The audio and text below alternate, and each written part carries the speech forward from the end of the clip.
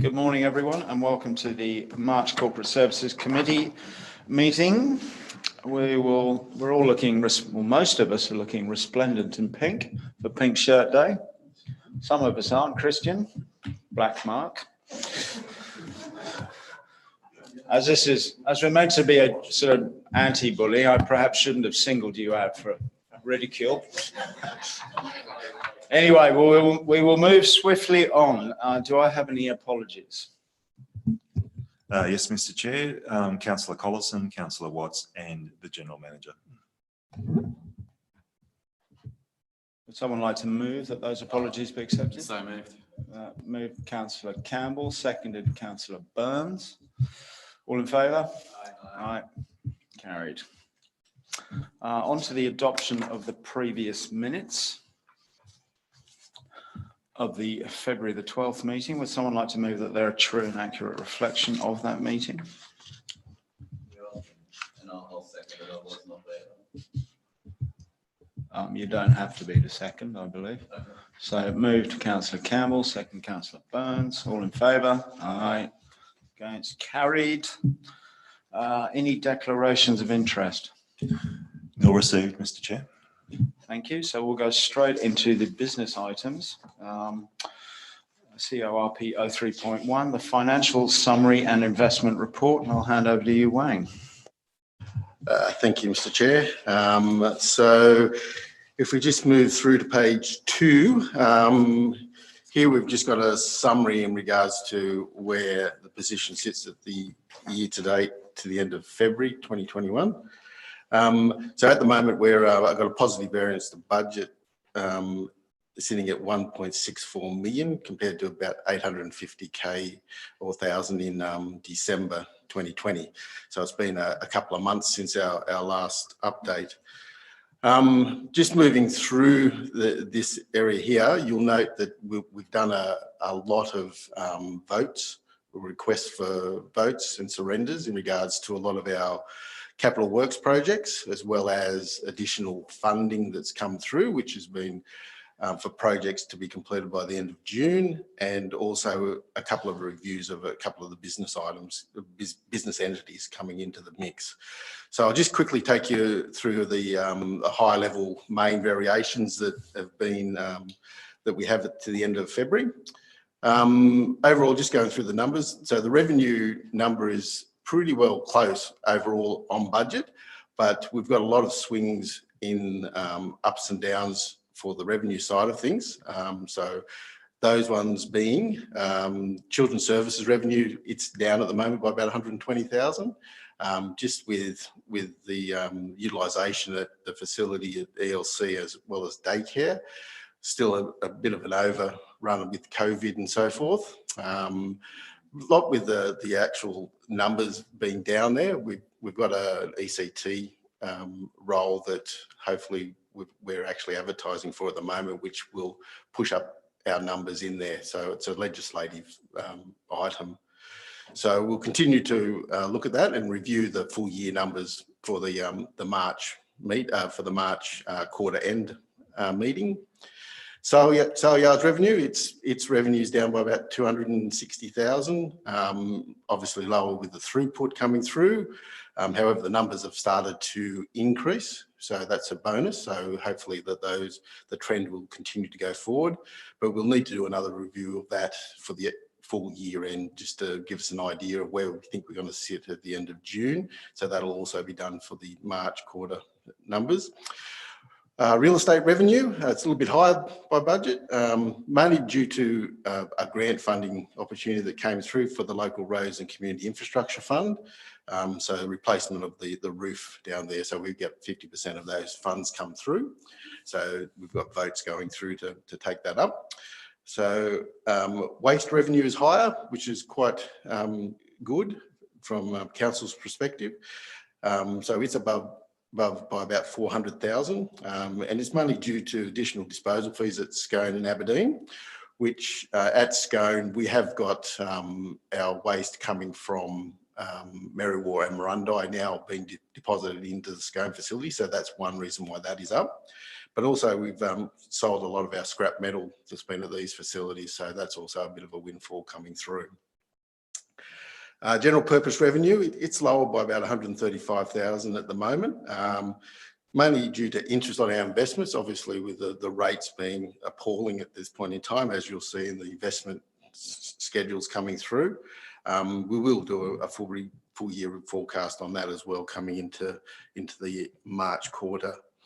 Halls and centres, community halls and centres, it's above by 75k. Again, it's the local roads and community infrastructure fund. So we've got 150,000 towards the Marundi Memorial gates up there. So, so we've received half those funds. Sporting grounds and parks, again, we've got the 50% coming through for the local infrastructure fund. So it's higher than budget by 232,000. Sewer revenue was lower by 133,000. It's just with the sewer discharge fees, it's been lower coming through. It's generally generated through water usage as well. And obviously with the wet season kicking around at the moment, the water consumption has been down, which you will see if you look down further there in the water usage, our revenue for that has been down by about 400,000 to the end of the year. So obviously we've got level 2 restrictions, but also the wet season has meant that we haven't had to consume as much water, or the residents haven't needed to consume as much water. And the final one there is the urban street revenue is higher by 120k. And again, it's the 50% we've received for the Marundi curb and guttering project up there underneath the local roads and community infrastructure fund. So as you can see, there's ups and downs throughout the revenue streams there. There's a number of business items in there that we will do a full year forecast coming into the March quarter. Non-operating revenue and expenditure. Internal fleet hires are lower by 250k. That's about a pay cycle coming through. So obviously we'll be ramping up our capital works, hopefully weather permitting, coming up to the end of June. So hopefully that should come back into alignment. And also our quarry revenue is down by about 180,000. So the level of gravel coming out of there. Increased extractions expected though with the commencement of the Bunnan Road project, with both 2 stages of that kicking over in the next month. Moving then into the operating expenditure, it's pretty well on the dot coming through overall, which is quite pleasing. But again, we have a number of items that are up and down within the system. Fleet operation costs, obviously it's a little bit lower, just with maintenance and fuel consumption, obviously with the internal fleet hire charges being down as well. So that's a bit of an offsetter. Waste landfill costs are higher. Obviously with increased revenue, we have extra costs. So there's been increased costs with the volumes coming into there with the state levies and so forth. Aerodrome operational costs have been higher. So we're just reviewing those costs to assess and determine the current cause of the overspend at the moment. So it's up by about nearly 80,000. Sporting grounds and revenues is up by about 100,000, and it's just the cost associated with the sporting grounds and White Park operation are running excessive budget allocations at the moment. And again, we'll have to review to determine the cause of that. Bridge maintenance costs are lower by 89,000. So with a lot of these, the bridge maintenance now, with securing the additional funding just recently announced for the 14 bridges, our maintenance may not need to be fully expended this year, and we'll be using some of those funds towards our contributions of those bridge projects. So we'll be moving those into those. The other bridges that we've got coming through are actually in good condition. So there's, it's quite reasonable. Just a question on that, if I may, Mr. Chair. Is there any chance that we can move those funds, if available, through to roads instead of the bridges? Seems though we were willing to pay for the bridges anyway, we'll move it across into roading. Overall, we've got to find our contribution towards those bridges though, which effectively will be $300,000. Yeah, so Thank you. We need to itemise that off. Moving through to our regional roads and local roads, the maintenance of that is a little bit higher by about 130,000. Obviously, we're looking at our maintenance regimes and schedules and everything in regards to that, and we'll be monitoring that coming through. Mr. Chair, just to hear the costs associated with the maintenance and reshooting items, can we get a breakdown? What are they reshooting? Where is this money? It's badly needed, and Councillor Burns Yeah. reiterated that, but where is this reshooting taking place? That's a conglomerate of the whole maintenance regime. So the reshooting is actually a little bit lower than where it actually sits at the moment. So the actual maintenance and reshooting is bottled into one whole. So we can get the maintenance breakup and let you know what that is from there. There's one grader, there's only two graders operating in Maryborough. Yep. Yep. So if I could do that, that would be really good. Yep, that's fine. So we'll take that on notice. Councillors, could you turn your microphones on when we're speaking? Because remember, we're live streaming and it won't come through. Okay. And our water supply operational costs from Rundai and Scone are a little bit higher than the budget at the moment. So we're just going to go through and review those costs over the next month just to see whether there's any renewals in there that the boys have parked off into our maintenance areas, which we should be pushing through. The main reason for the variation coming through, the positive variation, is the capital works program. As we've reiterated all the way through, a lot of our capital works is behind budget at the moment. The ones that are highlighted here, we've got the sporting grounds with projects under the Stronger Community Fund program and the second round of the drought stimulus package as well. Those ones are progressing with effectively all of those projects need to be completed by the 30th of June. So they will catch up in costs coming into the mix. And a lot of those are now underway and moving solidly forward. The airport development is just lower by a couple of $100,000. So based on the volume of works being done out there, that's within schedule. So it's pretty well running along. Armadale Brook Bridge replacement is a little bit lower by about 160,000 to date. The project's completed, just awaiting on the final costings from contractors and different miscellaneous costs coming through just to tidy it all off before we can finish that project. The resale program is lower than budget by about 700,000. So the majority of the resale program is completed at this point in time. So with some work scheduled for late in March. So once those projects have been completed, then we can actually look at trying to redivert some of those money into roads and pushing it along. So we'll be going through that process. And the water and sewer funds, we've got a lot of small, medium projects, about $500,000 worth of costs there that we've been got delays with a lot of those capital works projects as we're trying to contract those works out at the moment. So there'll be a number of tenders going through. So that's probably one that may not get fully spent by the end of the year, I can envisage. So we'll have to talk to the acting director of infrastructure to see where his schedule is in regards to those tenders coming through. Overall, all that said, that's pretty well the positive variance to balance to budget of 1.64 million. The budget position to the end of the year projected out to June is about $5,000 deficit at this point in time. So obviously with a look at all our business operations, we'll get a clearer picture of where our actual numbers will fall out at the end of the year come in March. Moving into the bank funds and investment reports. Here we've got $32 million in the bank at the moment, and there is a schedule that actually comes through for that coming into the mix. So if you go to page 17, here you'll see where we've got our investments and on a graph. So obviously we had a lot of money in the bank come November 20, and you'll see it drop away significantly there. And that's when the airport development started to hit track. So that's where a lot of the costs started to get chewed up. We've pushed back up into February there, a little bit higher, but that's money due to rates coming into the mix.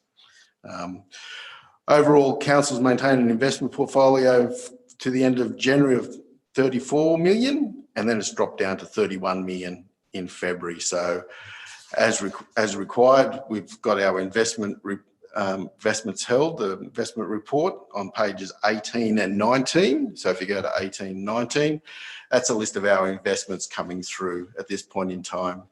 And as you can see, in regards to those investments, So like you get halfway down the page and they're all dropping below 1%.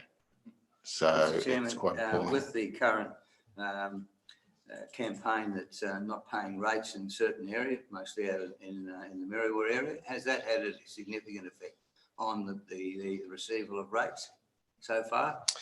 Hasn't had a significant effect. But there are some that have. There is some that, but to the volume of rates that we actually generate, it hasn't had a major significant effect on outstandings at this point in time. But it's something that we continue to monitor coming through to make sure that we can gain those rates. They do not drop off because we do not write off the rates. It actually sits on top of the land. The only benefits that or only assistance that we can give to a lot of our ratepayers is in regards to waiving of interest in hardship, as per our policies. I think that they're being withheld not for hardship, but for just trying to cause as much disruption as they can to council. Yeah, at present. So I'm just wondering, how many, has there been many, how many rates have been withheld? That I cannot answer. Okay. Yeah, so I'll have to take that on notice and probably come back to you in regards to that. That's fine. But as I said, I'm not aware of significant amount of people who have withheld from paying their rates coming through. Okay. And I'll make this clear, I'm not supportive of that withholding rates. Yep. Overall, we're still bound by the COVID legislation at this point in time in regards to debt recovery. So we cannot use debt recovery processes coming through, external debt recovery processes until after the end of March at the minimum. And that could be extended out, who knows, by the government. So it's part of the legislation. But obviously, Councillor, we will continue to monitor the collection of our rates because we need the funds in the bank to continue our works on roads and water and sewer and so forth. It's interesting when you drive to town, the first thing that I get a complaint about is, oh, the lawns are not mowed. Well, if they haven't got enough money to mow the lawns, well, I mean, that's taking a very simplistic attitude, but that's basically what it is. Yeah, and the weather has something to do with that too, I believe. Also, as you know, there was a holiday on interest on overdue rates, which expired at the end of December. So from the 1st of January, those interest charges will commence again. Yep. 7%. Very true. Moving then into our capital expenditure report. Here, as you can see, we've got a revised budget of $42.9 million. That's reduced down from 67.2 million at the beginning of the year. So obviously we've gone through this month and tried to see where realistically we would fall out from our capital works program so that we can use that as a basis coming through for our budget into the 2022 year. Just moving then just into the high level summary pages on pages 8 through to 11. As you can see in these pages here, especially with the function summary from 9 to 11, there's a lot of votes going through, which is more or less moving funds in regards to our capital works program. So the probably 98% of those votes are in relation to that. Either we've received additional grant funding from stimulus packages, which we need to complete by the end of June, which has put pressure on council's resources, but also projects which will back out into next financial year because we won't be able to get to those. Mr. Chair, can some of those be, and this is coming into infrastructure, I accept, but the funds are there.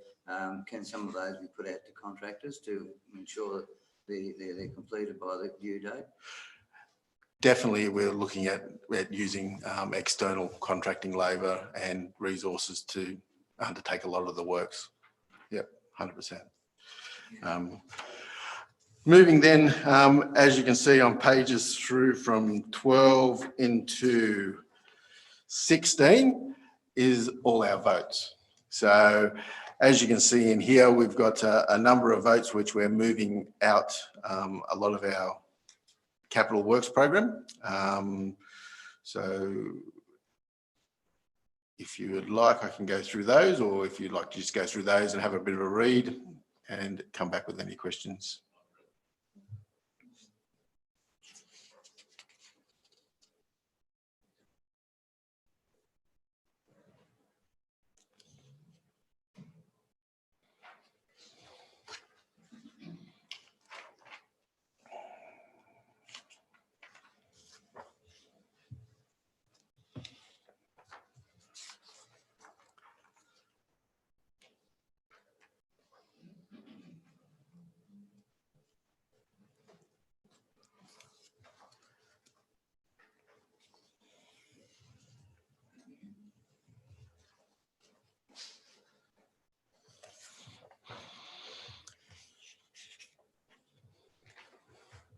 A lot of the movements also in those votes are loan funding, which we were anticipating to get this year, but we're going to defer until next year, and that being with waste coming through. Our plant replacement program also is another major one there outside of normal infrastructure works, which effectively is being delayed with getting actual heavy kit from overseas.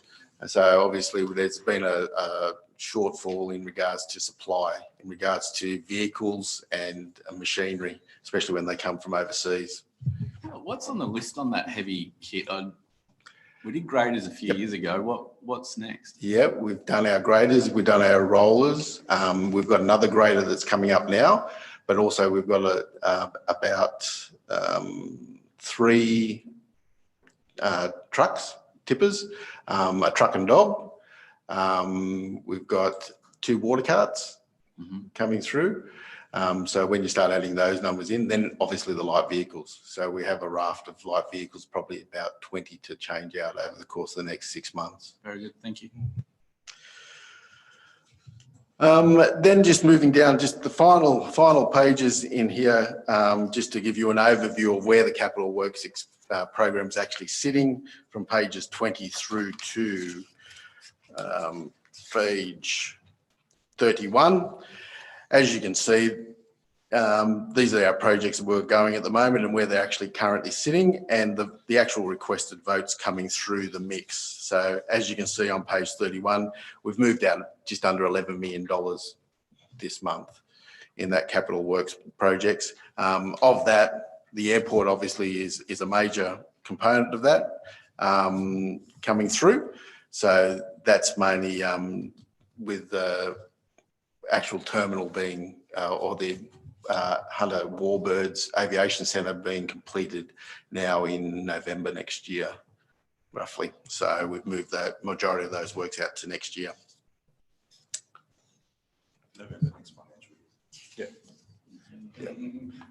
Any further questions, councillors?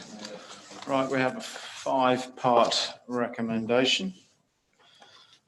To note the fund and function summary report, note the cash and investment report, note the responsible accounting officer's statement on the investments, note the capital works expenditure budget, and adopt the proposed budget variations. Do I have a mover? Yeah. Councillor Campbell with his thumb, just got in first. Seconded by Councillor Burns. All in favour? Aye. Aye. Against? That is carried. So we go over to page 32, the Scone Airport project update. Who's providing this, Alan, or you, or Alan? Thanks, Chairman. Sorry, Mr. Chair, may I say something before Alan speaks? You may. Today is Joanne's last day with council, and I'd just like to publicly acknowledge her tremendous contribution towards this project. I don't think anybody really appreciates the hard work and tremendous challenges that this has taken to get to this point. So I'd just like to thank her for all her efforts over her last 6 years with council, and you are leaving a very large hole, and we do appreciate all the work that you've done for council. Here. I endorse those, Mr. Chair. Yeah, me too. Well done, Joe. Yes. You will be missed. You've had lots of challenges, Joe, and I don't think that many of the good sides have been propagated as much as they should have done. A lot of the inside workings and knowledge that you've had to bring forward have not been very well perhaps not received as well as they could have been. I'm not condemning anybody, but because that they were perhaps perceived to be controversial and ones that people didn't want to hear, but they still had to be brought out. And so you've taken a lot of responsibility, and I agree with everyone that you've achieved a lot, and all the best in the future.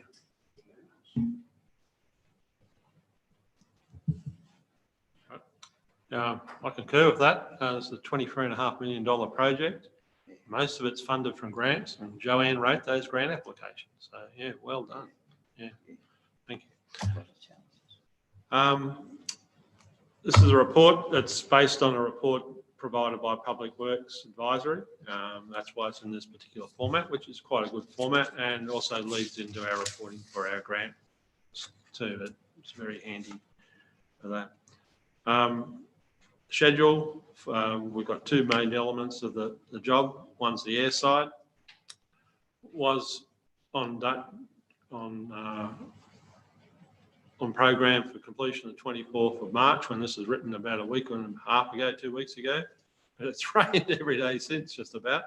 So it's looking like they're going to be pushing out until about mid-April for the air side. There's no costs associated with those additional extension of time, so that's on the contractor. Hunter Warbirds, poor people, they're not out of the ground yet. They're doing their earthworks, so it's a very muddy site at the moment. But they're slowly getting there. We will get some extensions of time claims from Kingston doing the Warbirds building, and that's fair and reasonable. Up until date, their completion date is 1st of November, but that will push out due to weather.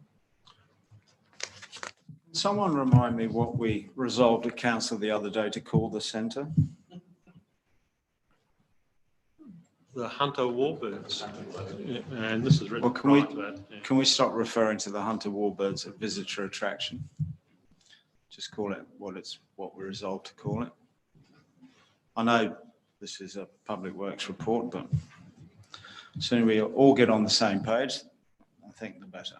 I think on page 34, the correct title is there under the progress summary. But yeah, you're right. It's even worse on page 34. It says the Hunter Warbirds visitor attraction and airport terminal. That's, I guess, very descriptive words for the title. Turning the page, the budget. Our budget, we still have a reasonable, moderate contingency, and we're hoping that a few things that are developing at the moment, we'll be able to put some money back into that contingency and make it bigger. But yeah, we're still on budget. Design in terms of the air side's done and dusted almost. In terms of the building, we've just this week received the 100% design plans from Kingston for the detailed design. There's still a few little IT issues being resolved. We had a meeting the other day trying to get through some of those, and it's pushing along quite nicely there. Risks, budgets, key risk, and also change of personnel. Joanne's going, so there's a lot of corporate knowledge there, and I'm going in a few weeks. So that's it. But we have a very capable person, Chris Augusto, in the back here, who has been shadowing us and sort of soaking up all that information.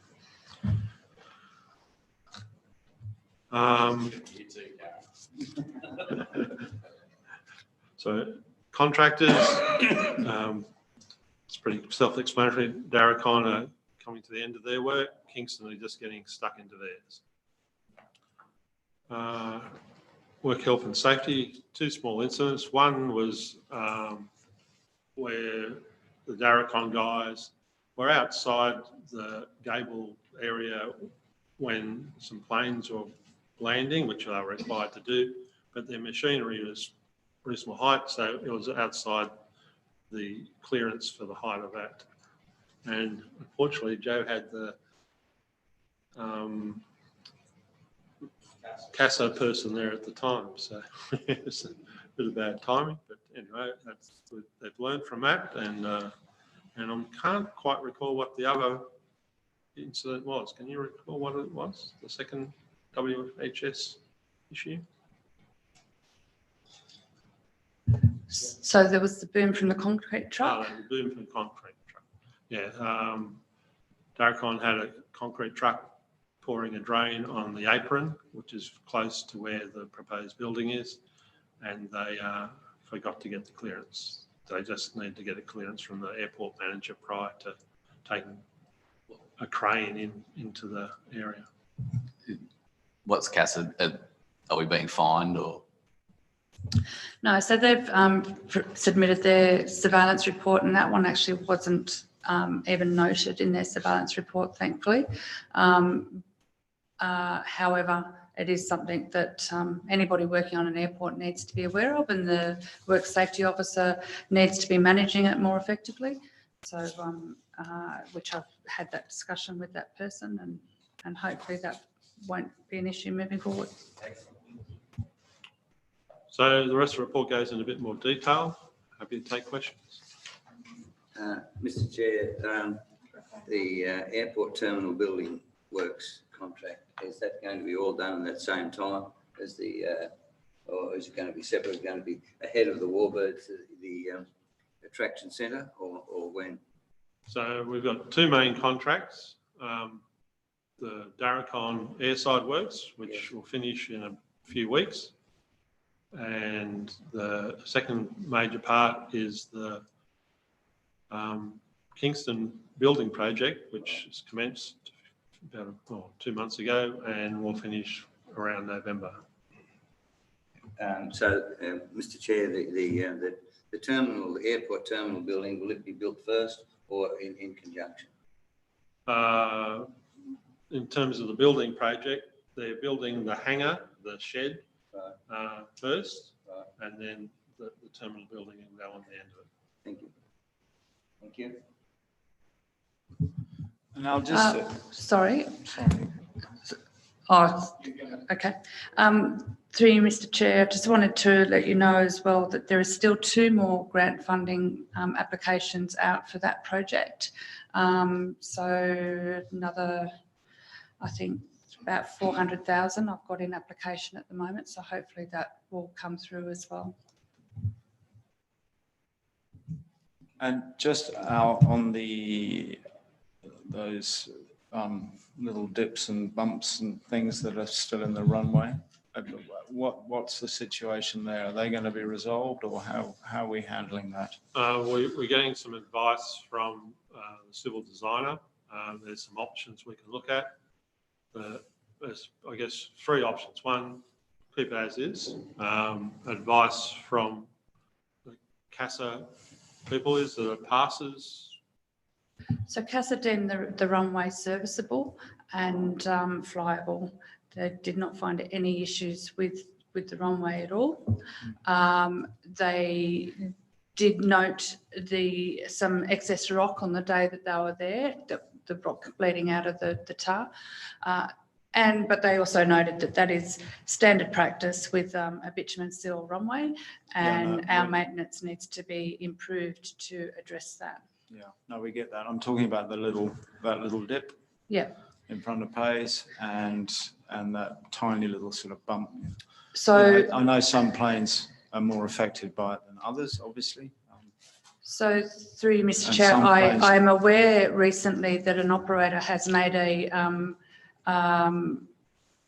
submission to ATSB about the serviceability of the runway, in particular the dips up in front of the Super Air hangar, which is the one that we experienced. Oh, you didn't come on the flight. No. When we went up a while ago. It is an issue for the aircraft operators, and something needs to be done with it. Council has a couple of different options that they can look at. And you'd need to do a full asset management plan and understand the life of the asset and to determine which is going to be the best way forward. My final piece of advice to council on this matter would be not to go back to an asphalt runway. That's going to cost you a lot of money moving forward, and it's always going to cost a lot of money to maintain and reseal, re-asphalt and time consuming to manage, and we can't, if we get a crack in there, we can't manage that in-house. We don't have the equipment and the people to be able to do that. We always got to bring contractors in. Most regional airports in Australia these days are moving towards a bitumen seal runway. So I don't believe that the bitumen seal is the issue, and I would encourage council to continue with the bitumen seal runway. What can be done though to address the undulations in the runway is to do a proper survey to identify where they are, and then take the top off the seal, mill out any that are too high and fill up the areas that are too low. So that can be done as maintenance works. It can, you can do it in a fashion that you would be able to close part of the runway and still have the other area operational, and do it under time limited works. So that's my recommendation, and then to also just have really good maintenance on the bitumen seal. I hear you. My point is that that little tiny dip down at the Pays end is surely covered under the works done by Derek. Mr. Chair, there is a dip down near Pays on that taxiway, which they are fixing. Not talking about the taxiway, I'm talking about the runway. Well, That's the bit that flips the back that of is the... in warranty works. Yeah. But talking to pilots, that dip is, well, their main concern, well, on the last pilot I was talking about, is up, as Joanne said, up near Super Air, not down where you're talking. But as I was saying before, we're looking at three options. One's to do nothing. Two will be, as Joanne suggested, full survey and strategy to manage the bumps and dips by cutting out the seal and fixing up and patches and then sealing over it. And three is a full asphalt. So that will give council the full range of options with whole life cycle costs and service level each provide. So they make an educated direction on what we should do. Yeah, look, I'm certainly not having a go with these comments, but we've just spent an inordinate amount of money on the runway, and now the suggestion is we either live with something that the pilots are saying, you know, there's problems at both ends. That's option A. Option B is to do a full survey. I mean, shouldn't that full survey have been done at the time before that? Mr. Chair, that was done about probably 2 years ago as part of the design works, longer ago. But and out of that was based the strategy to take out the large heavy patches, which was done.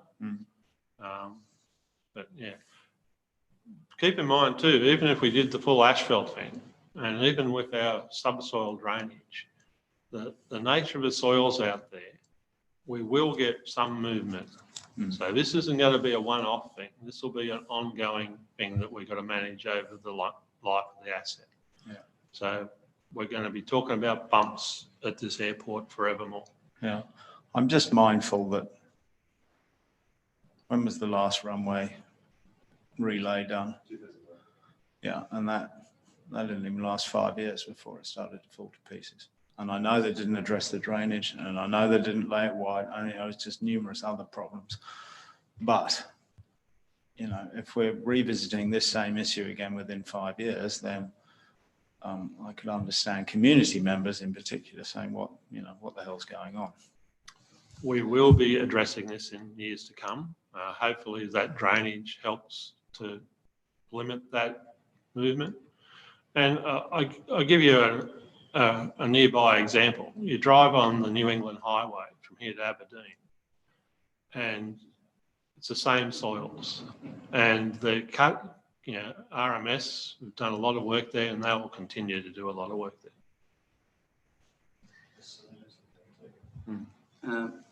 Mr. Chair, if I may, I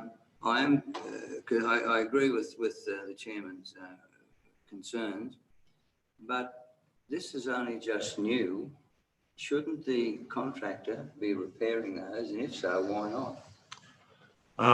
We had an asphalt airport runway which had some movement in it. Survey was done a few years ago, detailed survey, and it identified where those bumps were. It was designed to take out, the heavy patching was designed to take it out. We were going to put asphalt over the lot, which would have resolved this problem in the short term. We would have had a nice smooth thing, but we had to get our budget down and we had to reduce our costs. We did that, and one of the ways we did that is we made a conscious decision to go from an AC finish, re-sheeting, to do the heavy patches and reseal a lot with a spray bitumen seal. So we're not changing the surface at all, we're just going over the surface. Mr. Chair, but it's only just been done. I would have thought that the warranty period from the contractor would have covered this. Was there any reason why that? There's nothing wrong with the seal itself. It's just the underlying. So through you, Mr. Chair. So through you, Mr. Chair, that the dip out the front of Pays. So if we go back to the contractor tended to do so many square metres of heavy patching work. When they tendered, the area that was identified was, say, in this area, but when we came to do the works, the Gill guys had moved a bit and they went, well, we'll split it and we'll do one lot here and one lot there. And that was made with the decision of the civil engineer that's been engaged for the airport and council representatives and public work representatives. So that was not a decision of our civil contractor. That was internal decisions and on our engineering advice. So the contractor has still completed the work that they were contracted to do, the quantity of work that they were contracted to do. The bit in the middle is not visibly from an eye, it's not able to be seen. So it wasn't identified when they were looking at it with the engineer and deciding to change where they were going to dig out. And that's the issue. The fall down is that we didn't talk to, we probably needed to talk to operators and even myself to understand where I thought the dips were. So we've instructed the contractor not to take that piece out. I thought that it's the size of that desk. But I thought that was in the new work. No, not to my knowledge. it's right in the middle of the two pieces down there. So it's not warranty work. Just on that, sorry, through you, Mr. Chair, you said to the visual eye, the civil engineer was out there having a look at this, and this isn't on staff, I'm talking about the civil engineer. Surely he had some sort of survey done. So through you, Mr. Chair, again, the surveying that we had done was back when I did the designs back in about late 2017, early 2018. maybe as a lessons learnt, with the reactiveness of that soil, we probably needed to do revised surveying. There was some additional survey done by Hines Bailey on the runway after that time to detail survey for levels. Yeah. So maybe it should have been surveyed just prior to starting the works.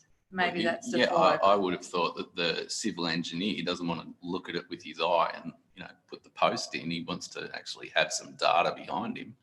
I would actually say that the civil engineer is probably a little bit negligent in this part. He made an assessment on the site based on the information he had, I guess. I was there when he looked at it, and it seemed, must admit, it seemed reasonable to me.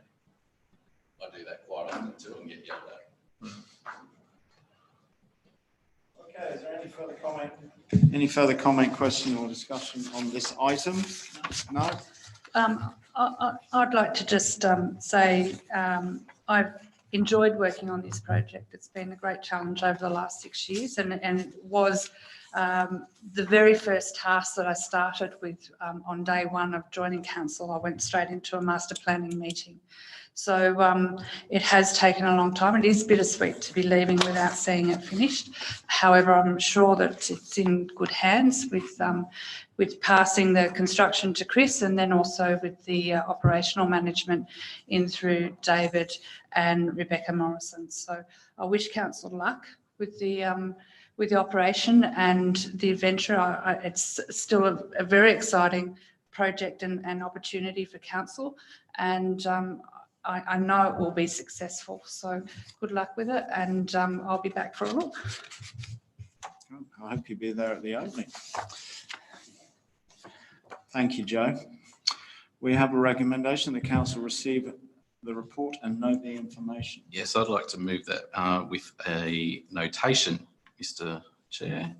The council received the report, note the information, and that this committee recognises the significant contribution of staff to this project, especially those efforts from Ms. Joanne McLaughlin, and we wish her well in her future endeavours. Seconded. Those in favour? Aye. Against? Carried. Did you get the wording? I've got it written down. You've got it then. Marvellous. Right. 03.3 is an update on previous property action items. Joe. Okay, well, I'll go through this one quickly because I think most of it is actually covered off in the following reports. The Aberdeen Scout Hall, the report from my side has been developed and is with Christian. It has been handed over. There's further analysis needed to be done regarding the operational costs of running a youth centre, and that's with the Director of Environment and Community Services to add comment onto that. So that will be presented in the coming months. What I will say with that is, if it's not going to become a youth centre, council needs to do some work on that building anyway.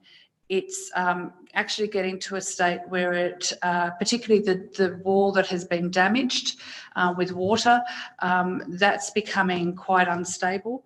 And I think the building is becoming a bit of a safety risk for with broken windows and loose iron on the roof. So if council is going to retain that asset, they're going to have to spend money on it anyway.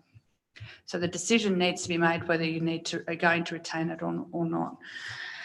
If you're not going to retain it, I would suggest that it is now, the time has gone way too far past going back to the Scout Association and asking them to remove it. It's now 2 years on, and we have not made any comment to the Scouts whether we're to ask them to remove it as per their original lease. So I don't think you could go back now, but that would need to be investigated. 145 Liverpool Street, so there is a valuation coming for that, and then that can be presented to council in the coming months on what that should look, whether it becomes housing or what you do with that. The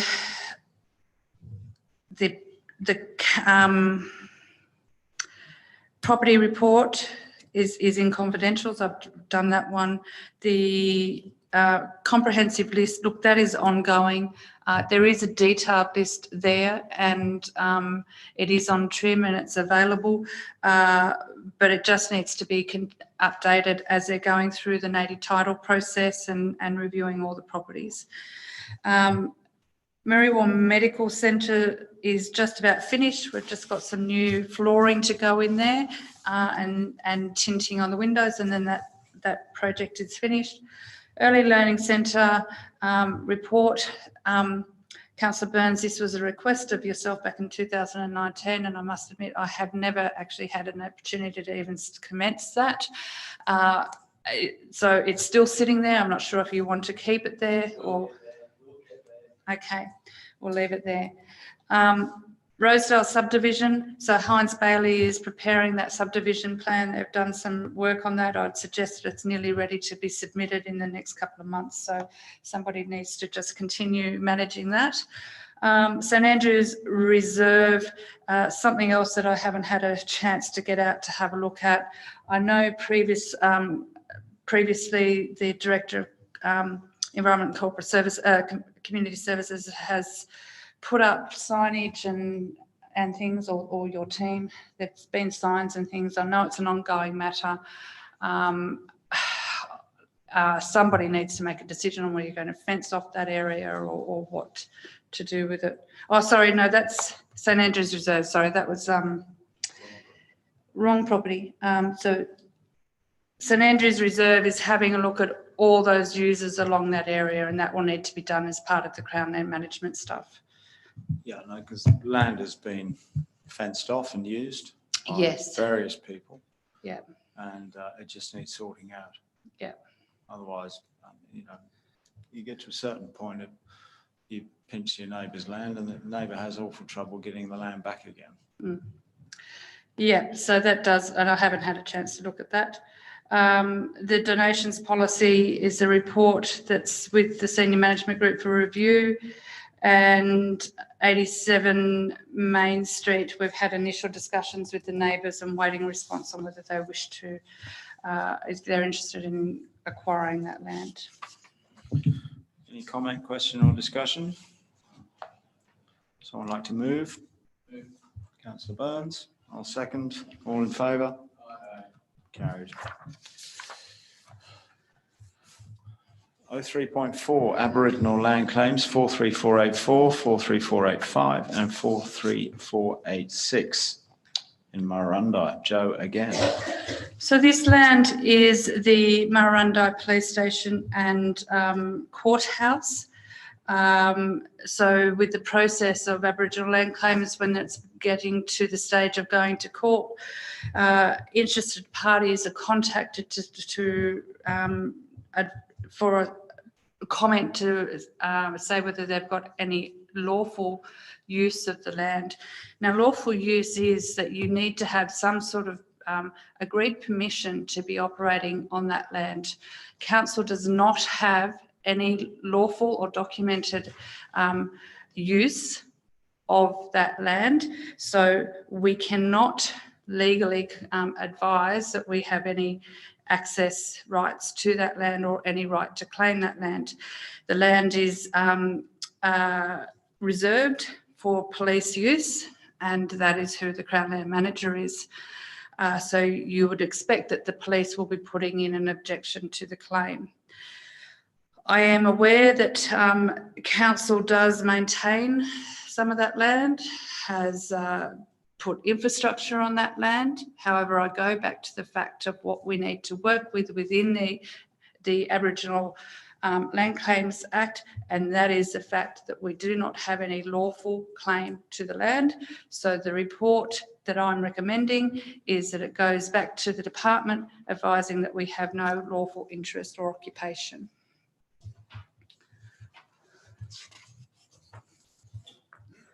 Mr. Chair, does that mean that, if, I understand it includes some vacant blocks, am I correct in my assumption? Not really, no. Mr. Chair, I'll get his attention. Mr. Chairman, Could I just say, I've Yeah. had to talk to, Normally, no one waits for me to nod or say yes. So forgive my surprise. sorry about that. Everyone else should take a leaf out of Alan's book, I think. A bit of history on the site. I've had a talk to Joanne about the site. If you look at the plan on page 47, it's a bit bigger and easier to look at. If you look at the top, there's sort of you can see a fence line, and on the sort of north of that, that's a slightly darker colour. From that fence line to the boundary is being looked after by council for many years. So just next to that fence line is used as a public walkway. It's mowed by council. You can see the trees at the very end of the block. That's where it starts to drop away into the creek line for Pages River. And there's been bush regeneration work done there by council and local land services as well. That walkway is also the route of the proposed Murrurundi Riverwalk. So council needs to keep that in mind. So when I started the Crown Land Management reports last year, I actually raised this as an issue that when we went through all the Crown Land, we identified quite a number of lots that council does seem to manage and maintain that we do not we've not been appointed the Crown Land Manager. So the question is that something that council really wants to continue doing? Why are we spending money on land that we are not the manager for? And this comes back to projects and all the rest of it, because if we're not the manager, are you providing funding that could be going to other parks and bits and pieces that were in your responsibility? Anyway, I hear what Alan has said about that we have been. Maybe the question is asked, why are we? Or if we are wanting to continue to do that, you need to get an agreement with the police who is the Crown Land Manager, that they are happy for us to continue to do that, and maybe even be charging them police for that as private works. So some considerations there. But should the Riverwalk, I mean, the Riverwalk's been established for quite a while now. It may not be official, but people walk it, and this is a particularly well appreciated part of it, because you're walking past old sandstone buildings that have been there for, it's white settler cultural heritage right there, and it forms an attractive part of that. Should that be noted in what we say? It could be noted, and yes, you could put into the note to the in the response to the department that it is part of the community's Riverwalk. What you need to be mindful of is that council didn't have any authority to approve for that works to be done for the Riverwalk or the regeneration. So it comes back to the department may say, well, why did you even do those works there when you're not the Crown Land Manager? I don't think council did. I think we just mow it, and the Mandy Archibald and her crew have sort of helped restore a riparian area on the sides of on the banks of the Pages. Yeah. That's hence the second point in the recommendation to discuss those issues.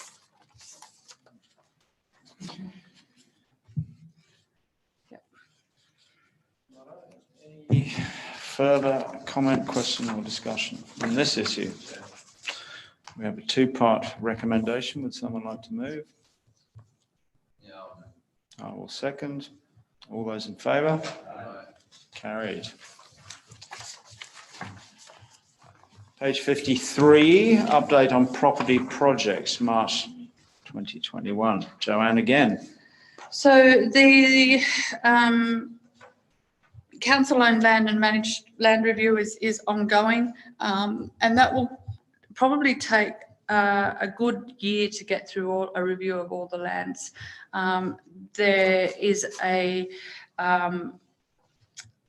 report that is in draft to come through with summary of the first lot of reviews that we have completed. So that will come up soon. And then it's just an ongoing process. And as each review gets completed, those reports can come to you with the findings of the properties and recommendations on what to do with them.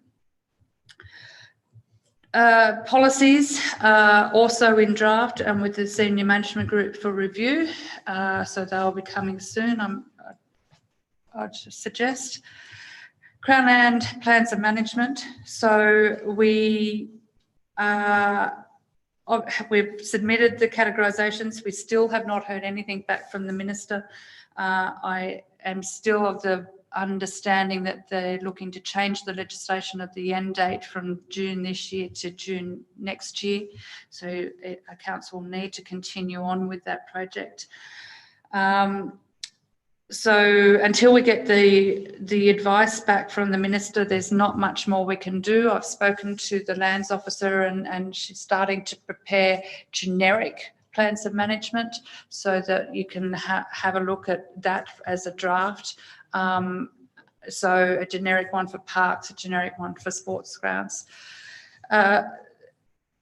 The recommendation that I've given to the lands officer and to staff is that the plan of management goes across not just Crown land, but all council community land. It's going to be easier to have one plan of management for all parks, regardless of if it's Crown land or council owned community land. So you just need to be mindful that as you're putting it across all council community land, there will need to be, the document will need to go out on public exhibition. And it will need to have a public hearing. So you'll need to make sure that there's plenty of time in the process to allow for that to occur. So the next one is the same. There was a number of properties identified that we either have been doing work on it and we're not the appointed Crown Land manager, they're devolved land that we wanted to make into council appointed Crown Land manager because we've got infrastructure on it. Once again, we're waiting for comment to come back from the Minister on the submission that we made on those parcels of land. Native title assessments, we've done 14 native title assessments that have been approved by myself as native title manager that the projects can continue. 4 where I've recommended that there's 4 that so far that cannot proceed due to Aboriginal land claims. And until those Aboriginal land claims are resolved, you cannot do any work on those lands. And there's another 24 that are in progress. There's also some draft reports around native title management and what's happening there. And I suggest that council needs to have a look at how projects are being managed on Crown lands. Marriwell Railway Station. So since last meeting, we've been advised by John Holland. They finally confirmed that they are responsible for the repair of that barge wall. And they had submitted a DA for that, which our heritage advisor has made comment on, so they're having to do some more works around that DA. So once the DA is approved, they'll be able to do those works. Based on that, we had a resolution from last year that council wasn't going to continue with that lease. So it's now we can advise John Holland that we're not going to continue with the lease and advise Marriwell Rail Society to have a lease direct with John Holland and take council out of that.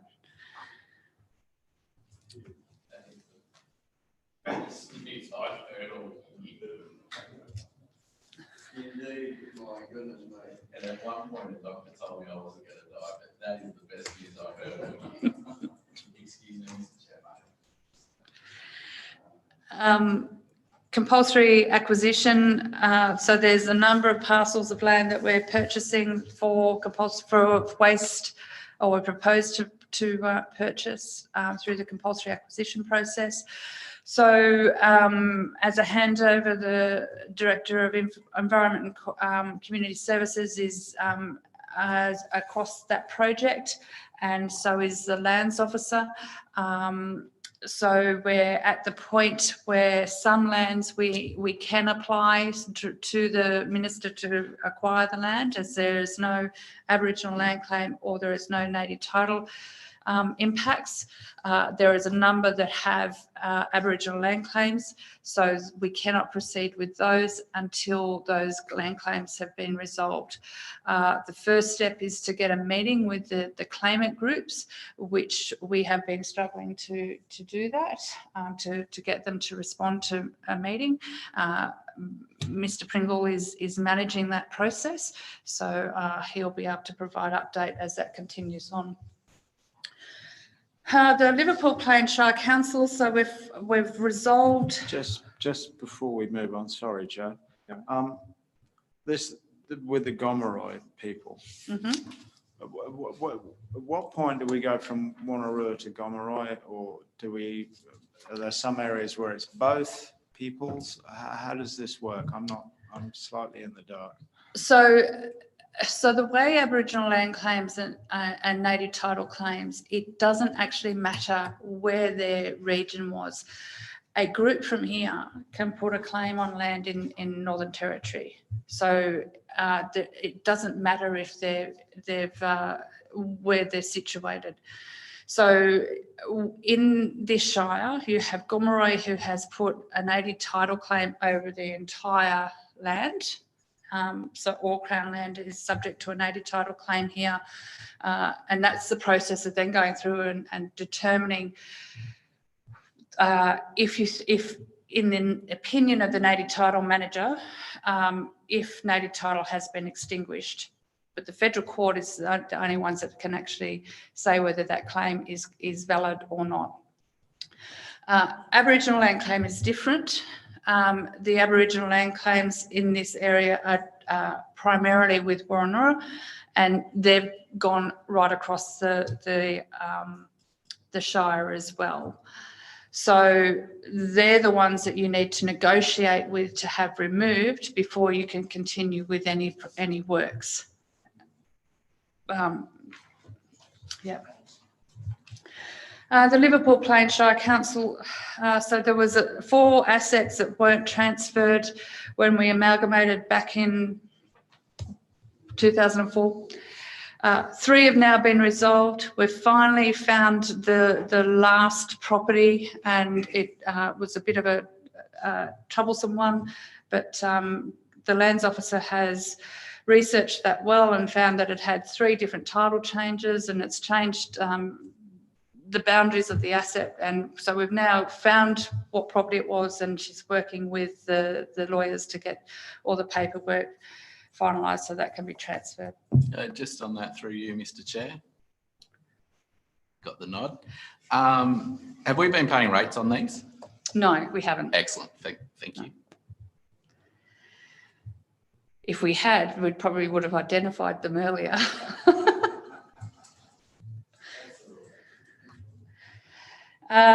The property strategy, I have got that in draft, so that is there for the senior management group and council to review, amend, do with as you need to.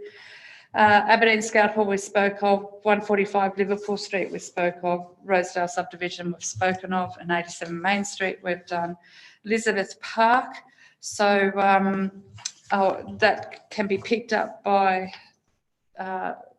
business services to start negotiations with Transport New South Wales again to proceed with acquiring that land. Mr. Chair, just on that, the 145 Liverpool Street, am I correct? I thought there was $20,000 allocated or something, but having viewed that house, that wouldn't even do one room. Now, that may be exaggerated, but who's going to supply the funds to upgrade this to a habitable use? Through the chair, Upper Hunter Homeless has supplied a contribution or proposed to supply a contribution of 20,000 or towards the work in regards to security and fencing and so forth. Council would have to fund the rest of it, and that'd have to come through a reserve, a council building reserve coming through. So that would have to be used to fund the works. Through you, Mr. Chair, is there any indication of what that would cost? I suggest to you that it would be quite considerable, much more than 20,000. We received the 20,000 is not going to be doing with the internal, making it habitable. It's security and other things. Is that correct? With regards, through the chair, with regards to that, we have a quote for the actual renovations of the building, and that came in at 53,000. So effectively, council will need to find the remaining 33,000. Through you, Mr. Chair, one thing to consider, and I haven't seen the quote, so I'm not sure if it was taken into consideration or not. There is a dilapidation report on that property with identifying all the asbestos that would need to be removed and the lead paint and the fluoro lights in there. So I'd suggest that needs to be taken into consideration as well. Through the chair, we've actually engaged a builder in regards to it, and as long as you don't disturb that asbestos, then that asbestos can remain in that place. Mr. Chair, it's still at 53,000. Really? That'd be interesting. Considerable cost, but that building is in need of repair. Other options in regards to the emergency housing that we were looking at was double that price of renovation. So if council does want to go down the path of emergency housing, that is the most economical avenue. Yes, I'd suggest yes. Okay. Anyway, I'm not a builder, but anyway. Mr. Chair, can I just add, we have drafted a report that we're bringing to council this month.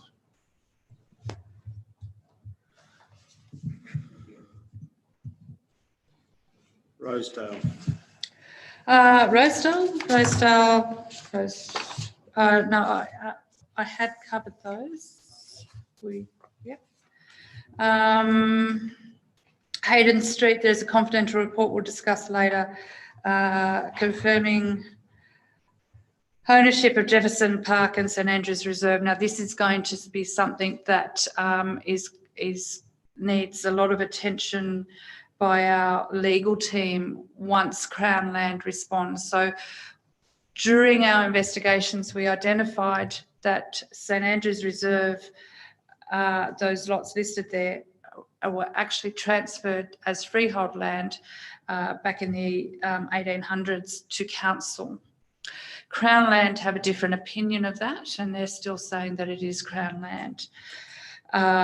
We've had some legal representation letters go off to Crown Land, and we're now waiting for a response. I would suggest that this is going to get messy. The best position you want is for Crown Land to confirm that it is freehold land. So then all the matters of native title and Aboriginal land claims and all the rest of it go away. But yes, so that's the lands officer is aware of that matter, and local government legal are the ones that are providing legal advice on it. There's two companies that have provided an expression of interest for solar opportunity in Aberdeen in the subdivision area. So where we're up to is there needs to be a report go up to council on all the remaining subdivision land and what the opportunities are on to use that. How do you continue doing residential lots? Do you do small acreage lots? Do you sell it as one to a developer, or do you retain the asset and and continue on. So they're decisions that council needs to consider. For I- Aberdeen, you'll have can- these 2 solar farms as well.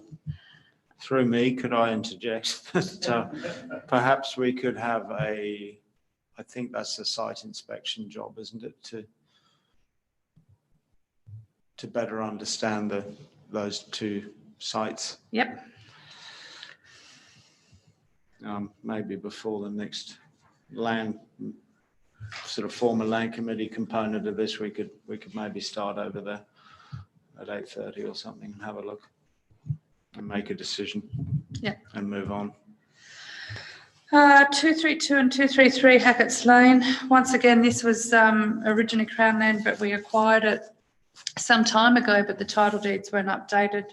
Mr. Pringle has been working to get that updated and has a project that he wants to do on that land.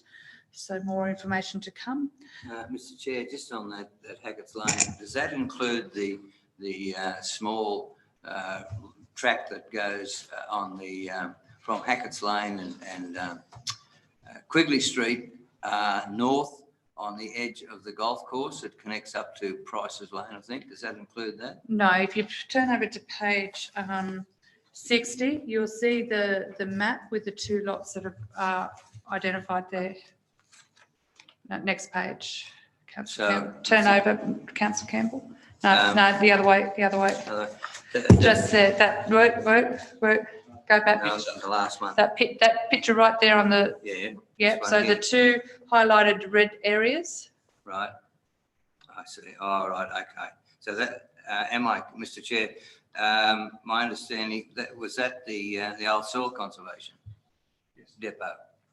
So we're not actually talking about the road area, because there is that road that from Quigley Street on the edge of the golf course going up to Price's Lane. That has not been identified, or has it been identified? No, the only 2 that we're talking about lots Yeah, 232 and 333. Yeah, thank you. Yeah. But I'm just asking, has that particular track been identified as who owns that? Because it is perhaps has been mooted earlier that I think it was owned by the well, now I think it's owned by the LLS. Is that correct? I would have to research that and take that on advisement. So Thank you. Okay. somebody can look into that. Yep. Well, the report here says it's owned by us. The land, yes, we're not, but Councillor Campbell is asking about the road further Yeah, down. Okay. Yeah. Another sec. Thank you. So any further comment, question or discussion on this? Right, we have a 2-part recommendation to note the report and recommend that council terminate the lease with John Holland and sublease with Merriwar Rail Society and advise Merriwar Rail Society to enter into a lease.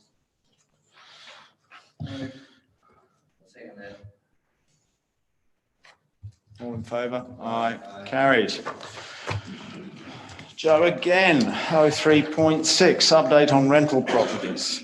Okay, the arrears are have stayed the same at 17% in arrears more than 8 days for the last few months. So there was a resolution to turn to change some of the wording and to turn the arrears management back on console, so that hasn't been done, so that can be done moving forward. The inspections need to commence, and in the property portfolio they've been identified to commence. Lease renewals, there's 27 leases that need renewing, as discussed earlier. So I've had that on hold, waiting for the leasing policy to ensure we were renewing leases as per the new policy. If that policy is going to be a while, I'd suggest that some of the leases do need to start to be renewed. So it's a decision, operational decision to be made there. There is a lease with, the Bottle Brush Units lease is with local government legal because it's not a standard lease with all the different terms and conditions. It's not regarded as a residential lease. And they have commenced drafting that, but I will send them a reminder today and ask them where that's up to. Currently 1 or 2 vacancies in Campbell's Corner. I think negotiations are underway on those. And rent reviews. So rent reviews have been on hold due to COVID. That finishes at the end of March. So I have budgeted for all rents to start increasing in the new financial year. To achieve that, all letters need to be issued to the tenants in April to ensure that we're giving the required legal notice. Maintenance. So Scone Medical Practice, we need to get a quote to trim the trees that are going over the gutters that are creating water leaks. And then once the trees are done, put in some gutter guard and clean out the gutters. Units 1 of 7 Bottle Brush and 2 I identified last month about the movement and the structural issues with that building. We've got engineering report coming in on what to do with that those units. Then there was a number of other maintenance items that are being managed by the lands officer at the moment, including new air conditions, replacing windows that are broken, cleaning gutters and replacing fly screens and the likes. And Marywall Medical, I spoke earlier of that the flooring is being replaced. Question or discussion? I'm in favour too, so it's carried. Responses to previous questions. Is everybody satisfied with the answers there? I know I am with the questions that I've asked. Through you, Mr. Chair, I would just like to ask the Councillor Abbott asked about the breakdown of solar panel energy production, blah, blah, blah. What is the saving that we've made through that? I know you're not going to know it off by, so if I could put that as a supplementary, just to that. Just through an approximation of 54,000 since the commencement of the actual panels itself. It's in the answer. Yeah, so that, yeah, I didn't. So that's what we generated, but it's not necessarily what we saved. We'll take it on notice and I can come back and get more clarity around the question. Thanks. Through the chair, it says cost saving. Yeah, I know it says cost saving, but I don't believe that if you generate $54,000 worth of electricity, it doesn't mean that's actually what you saved. So have we decreased, I'm talking about, have we decreased our energy savings at the same time as increasing our generation? That's what we're looking for. Yeah, the approximation is more or less based on cents per kilowatt and based on what energy production has been done. Now, that probably doesn't take into account the increases that we've had in electricity costs on tariffs and so forth coming through. So you're looking at a holistic view. I'm looking at a gross. Yeah.